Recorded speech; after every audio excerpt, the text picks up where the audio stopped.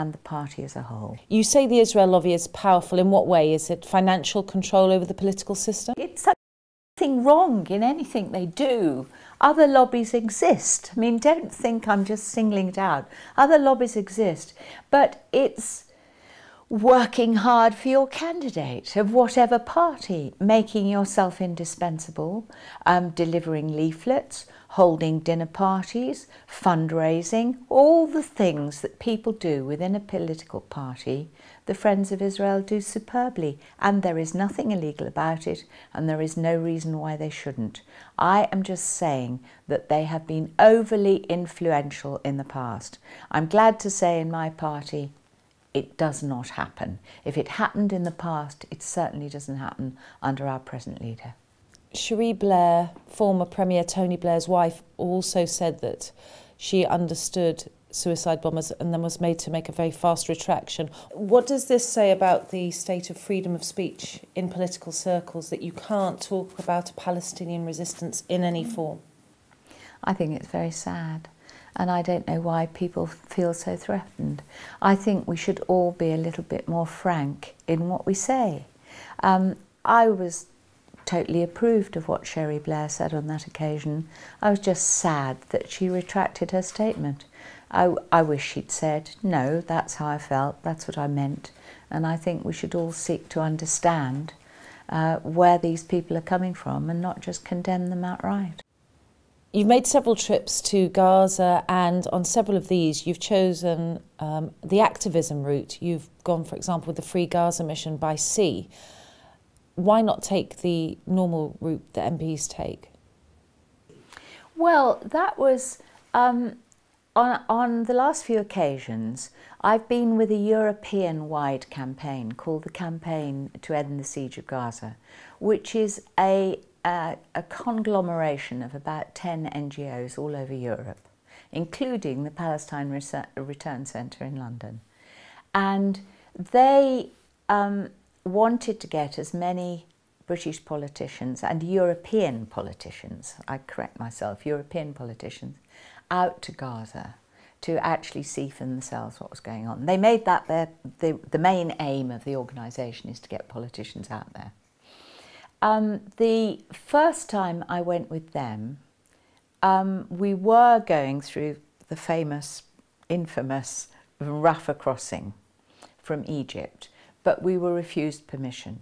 And on that occasion there was, I think there were about 15 politicians from the UK Parliament, Scotland, Ireland, Wales, and there was a Swiss, I think, as well. There was a smaller group of us. And we couldn't get in through Rafah, and it was suggested that we went on the boat Dignity, run by the Free Gaza movement, and we said yes. Isn't that a politically charged statement, getting on an activism boat that wants to break a blockade put on by an ally of Britain? Of course we want to break a blockade. Of course we want to break the blockade. It's a blockade that the British government people in Gaza. Well, I'm sorry, I do not agree with the British government policy. It is absolutely appalling that the people of Gaza are suffering in the way that they are.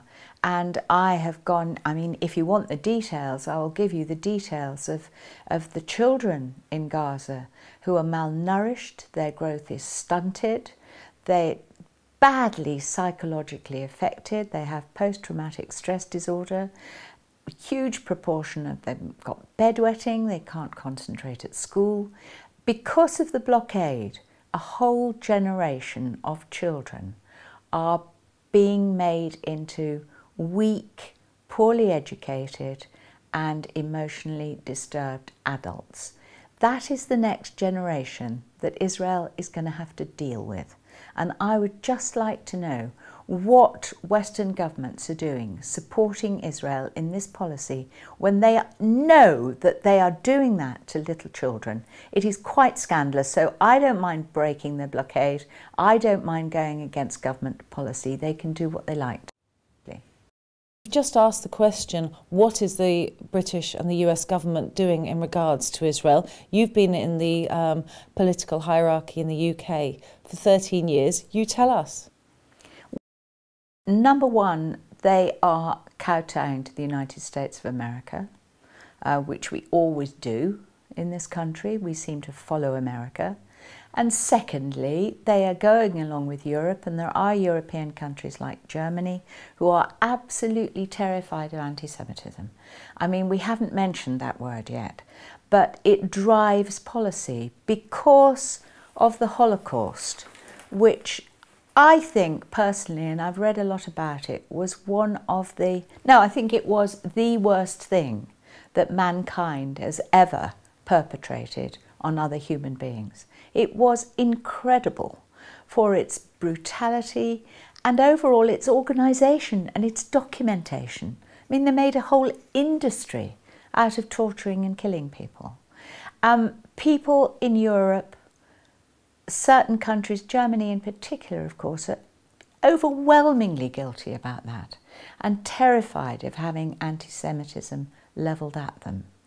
And therefore that also, as well as adhering to American policy, American foreign policy, which is run by the Israel lobby, according to Walter Mearsheimer, those two factors mean that we do what we do. And I think it's very, very short-sighted, and it's very, very short-sighted of Israel to think that that country has any long-term future at all if it carries on like this, because sooner or later they're going to... Your stance on Israel has been questioned by colleagues within your own party. For example, Jenny Chong's original support for suicide bombers in Israel got her sacked from the front bench. I think her vulgar repetition and rhetoric means that her position within the party needs to be seriously reviewed. Your support for the people of Gaza and Palestine as a whole has brought you controversy and criticism from within your own party. Did they ruin your career in politics? Are they career ruiners in British politics? I'm not a career politician. I never was. My career was in medicine, in the National Health Service. That's what I was trained as. I was trained as a doctor. And I went into politics because I was interested in seeing whether you could improve people's lives more by being a politician than by being a doctor, because quite often the doctors can treat physical ailments but they can't actually change the conditions in which people live, and that's what really troubles them. So that's why I went into politics. I went into politics because there were things I wanted to talk about, things I wanted to do. I had no intention whatsoever of climbing up the greasy pole of politics. You know what an African politician once said to me when I was visiting out there? That the more the monkey climbs up the coconut palm, the more you can see of his backside. That's career politicians. Well, let's talk a little bit about Palestinian politics. In 2008 and 2009, you've made trips to Gaza and to Damascus for talks with Khaled Mashal and Ismail Haniyeh of Hamas. Neither of these moves were approved in British political Approved circles. by my party. My party thinks we should talk to Hamas. Is this a new line that your new leader Nick Clegg has taken? Yes, probably, but certainly we've called for talks with Hamas officially. You know, I mean, the official line of the Liberal Democrats is that we should engage with all parties in this dispute. That it's okay talking to Fatah and listening to Fatah, but like we talked to the IRA when we were trying to settle the Northern Ireland question, of course we should be talking to Hamas.